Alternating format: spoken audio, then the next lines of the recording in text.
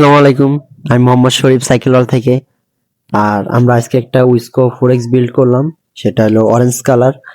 So এটা একদম reasonable প্রাইসের ভিতরে একটা বিল্ড হয়েছে।